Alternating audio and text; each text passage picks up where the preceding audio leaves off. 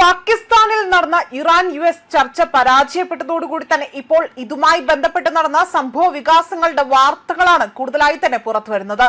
ചർച്ചകൾക്ക് പിന്നാലെ തന്നെ ഇറാനിയൻ പ്രതിനിധി സംഘത്തിന് നേരെ ഉയർന്ന സുരക്ഷാ ഭീഷണികൾ നാടകീയമായ സംഭവ വികാസങ്ങളാണ് എന്ന് അതിലേക്കാണ് വഴിവെച്ചതെന്ന റിപ്പോർട്ടുകളാണ് പുറത്തു വന്നിരിക്കുന്നത്. ഒരു പതിറ്റാണ്ടിനിടെ തന്നെ ഇരു രാജ്യങ്ങളും തമ്മിൽ നടന്ന ആദ്യത്തെ നേരിട്ടുള്ള ഉന്നതതല കൂടിക്കാഴ്ചയായിരുന്നു കഴിഞ്ഞ ദിവസം പാകിസ്ഥാനിൽ വെച്ച് നടന്നത്. അമേരിക്കയും ഇറാനും തമ്മിൽ ഇസ്ലാമാബാദിൽ നടന്ന വെടിനിർത്തൽ ചർച്ചകൾ പരാജയപ്പെട്ടതിന് പിന്നാലെ തന്നെ മേഖലയിൽ നയതന്ത്ര സംഘർഷം മുറുകുകയുമാണ്.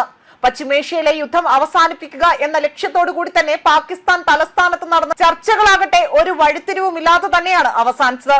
അതിനിടയിലാണ് ഇപ്പോൾ സുരക്ഷാ വീഴ്ച ആരോപിച്ചുകൊണ്ടുള്ള റിപ്പോർട്ടുകൾ പുറത്തു വന്നിരിക്കുന്നത്.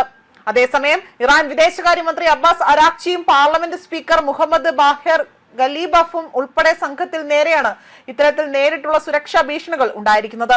തങ്ങളുടെ വിമാനം ആകാശത്ത് വെച്ച് തന്നെ ആക്രമിക്കപ്പെട്ടേക്കാം എന്ന കൃത്യമായ മുന്നറിയിപ്പ് ഇസ്ലാമാബാദിലേക്കുള്ള യാത്രക്കിടെ തന്നെ ലഭിച്ചതായി തന്നെ രാഷ്ട്രീയ നിരീക്ഷകർ ഇവിടെ വിലയിരുത്തിയതായി തന്നെ വെളിപ്പെടുത്തൽ നടത്തിയിരിക്കുകയാണ്. ഇതേ തുടർന്ന് കടുത്ത ജാഗ്രതയിലാണ് പ്രതിനിധി സംഘം ആ ചർച്ചയിൽ പങ്കെടുത്തതെന്നും ചർച്ചയ്ക്ക് ശേഷമുള്ള ഇവരുടെ ആ ഒരു മടക്കയാത്ര അതീവ രഹസ്യമായി തന്നെ ഇറാൻ അധികൃതർ അവിടെ ആസൂത്രണം ചെയ്തതായും വ്യക്തമാക്കുന്നുണ്ട്. അതേപോലെ തന്നെ മടക്കയാത്രയിൽ സുരക്ഷ കണക്കിലെടുത്തുകൊണ്ട് തന്നെ ഇറാനിയൻ സംഘം പാതി വഴിയിൽ വെച്ച് തങ്ങളുടെ വിമാനം രഹസ്യമായി തന്നെ മാറ്റിയതായും വിവരങ്ങൾ സൂചിപ്പിക്കുകയാണ്.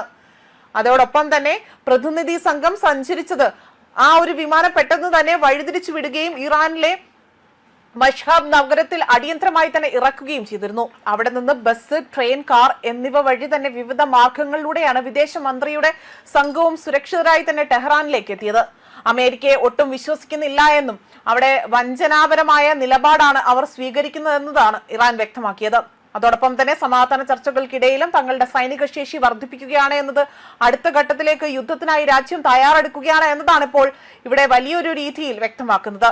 മാത്രമല്ല ചർച്ച മോശമായിരിക്കുമ്പോൾ തന്നെ അമേരിക്കയിൽ നിന്ന് വിശ്വാസവഞ്ചന മാത്രമേ പ്രതീക്ഷിക്കാനായിട്ടുള്ളൂ എന്നതാണ് ഇവിടെ മറ്റൊരു ടെഹ്റാനിൽ നിന്നുള്ള ഒരു സർവകലാശാല പ്രൊഫസർ വ്യക്തമാക്കിയിരിക്കുന്നത്. മാത്രമല്ല ആദ്യഘട്ട ചർച്ചകൾ ഫലപ്രദമായിരുന്നെങ്കിൽ പോലും ഈ ആഴ്ച അവസാനത്തോടെയാണ് അടുത്ത ആഴ്ചയും ഇത് തുടരുകയാണെങ്കിൽ രണ്ടാം ഘട്ട ചർച്ചയ്ക്കായി തന്നെ ഇരുവിഭാഗവും വീണ്ടും ഇസ്ലാമാബാദിലേക്ക് എത്തിയേക്കുമെന്ന സൂചനകൾ പുറത്തുവരുന്നത്.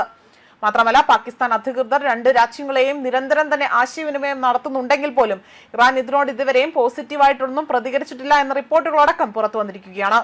ന്യൂസ് ഡെസ്ക് കർമ്മ ന്യൂസ്.